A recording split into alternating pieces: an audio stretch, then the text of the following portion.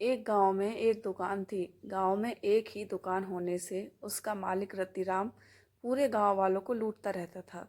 शहर बहुत दूर था, इसीलिए रतिराम अपने सामान के बहुत ज़्यादा भाव रखता था। गांव वालों को मजबूरी में सामान लेना पड़ता था। एक दिन एक किसान रतिराम की दुकान पर आया। भाई, ये गुड़ कैसे दिया?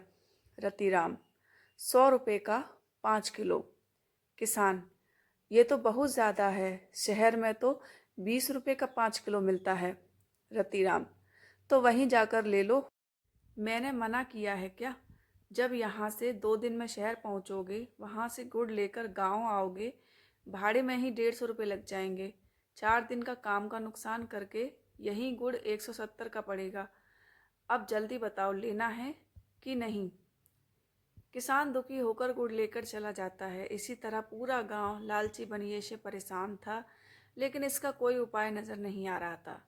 लालची रतिराम कभी कभी गरीबों को उधार में सामान दे देता था, बदले में दुगना तिगना ब्याज लगाकर। कभी उनके घर के बर्तन, कभी उनके पशु अपने कब्जे में कर लेता था।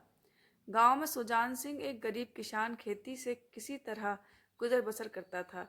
उसकी एक गाय को रतिराम ने अपने कब्जे में रख रखा था। उधार पर ब्याज बढ़ता जा रहा था।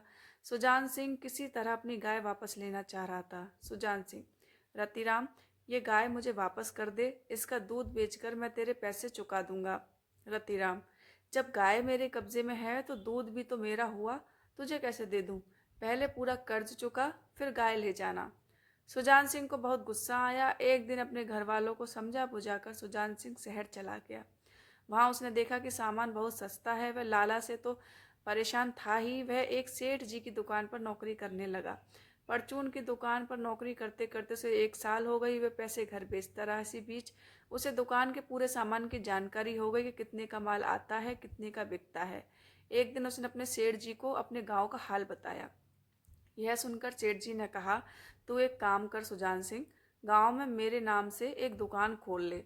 जो भी प्रॉफिट होगा आधा आधा माल मैं भेज दूंगा, लेकिन कभी बेईमानी मत करना। सुजान सिंह: मालिक, इसी बेईमानी ने तो मुझे शहर में लाकर पटका है। मैं तो बस उस लाला को सबक सिखाना चाहता हूँ। हमेशा आपकी गुलामी करता रहूँगा। सेठ जी बहुत खुश हुए। उन्होंने सारा इंतज़ाम कर दिया। सुजान सिंह को गांव भेज दिया। सुजान सिंह ने ठीक लाला के सामने एक दुकान किराए पर ले ली। उसके 1 सप्ताह बाद ट्रक भरकर सामान आ गया।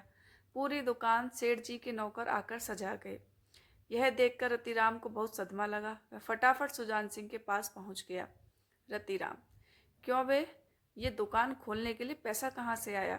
मेरा कर्ज कब तक चुकाएगा? देख, नहीं तो ब्याज बढ़ते बढ़ते इतना हो जाएगा कि ये दुकान भी मेरी हो जाएगी। सुजान सिंह: चल बता, तेरा कितना पैसा है? रतिराम फटाफट बही खाता देखकर पैसे बताता है। सुजान सिंह उसके पैसे दे देता है। यह देखकर रतिराम पूछता है, कहीं डाका डालकर आया है क्या? मैं तेरी रिपोर्ट लिखाने जा रहा हूँ। सुजान सिंह: मैं तो नौकर हूँ, ये तो शहर में बैठे मेरे सेठ जी की दुकान है। बोर्ड पर देख, उनका ही नाम लिखा है। शहर जाकर उनसे पूछ। रतिराम घबरा जाता है। फिर वह सुजान सिंह से प्यार से बात करने लगता है। वह कहता है, एक काम करते हैं, तेरा लाला तो शहर में बैठा है, उसे क्या पता तू कितने का सामान बेच रहा है। तू मेरे वाले रेट पर सामान बेच, इससे तुझे दोगुनी बचत होगी, ऊपर से तनख्वाह अलग से मिलेगी और मेरी दुकानदारी खराब नहीं होगी। ग्राहक यहाँ से ले या मेरी दुकान से, रेट एक ही रहेगा। सुजान सिंह: लाला, तेरा धन्यवाद करना चाहता हूँ, तेरे कारण ही आज मैं यहाँ तक पहुँच पाया। ना तू मेरी गाय हड़पता, ना मैं शहर नौकरी करने जाता, ना ये दुकान खुलती। ये दुकान मैंने तेरे जुल्मों के शिकार गांव वालों की भलाई के लिए खोली है। यहाँ तो शहर से भी सस्ता माल बिकेगा। चल भाग यहाँ से। धीरे धीरे सुजान सिंह की दुकान चलने लगी। रतिराम की दुकान पर एक भी ग्राहक नहीं होता। धीरे धीरे सुजान सिंह गांव वालों को उधार भी देने लगा, वो भी बिना ब्याज के। इससे गांव वाले बहुत खुश हुए। महीने में एक दिन सुजान सिंह शहर जाकर पूरा हिसाब सेठ जी को दे आता और सेठ जी भी उसे उसका हिस्सा दे देते। धीरे धीरे सुजान सिंह ने 2 नौकर भी दुकान पर रख लिए। अब उसने दूसरे गांव में भी दुकान खोलना शुरू कर दिया। इधर लाला की दुकान का सारा सामान सड़ने लगा, उसके आटे में कीड़े लग गए। लाला बहुत सस्ता सामान बेचने लगा, लेकिन सुजान सिंह के व्यवहार के कारण लाला से कोई कम पैसों में भी सामान नहीं लेता था। शिक्षा: लालच का घड़ा किसी न किसी दिन फूटता ही है।